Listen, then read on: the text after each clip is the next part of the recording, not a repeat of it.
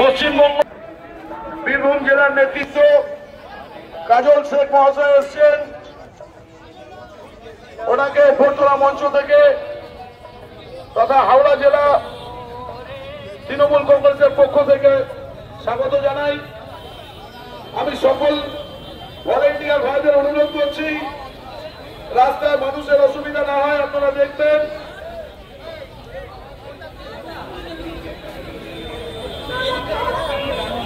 প্রত্যেককে অনুরোধ করছি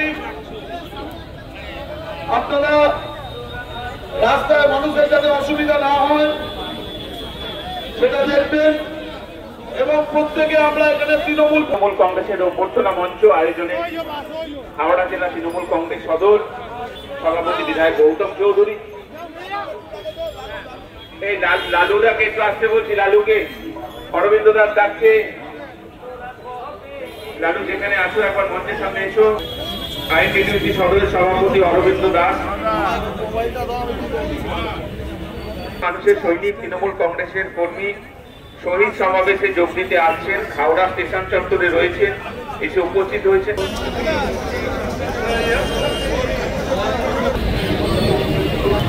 আচ্ছা, মঞ্চে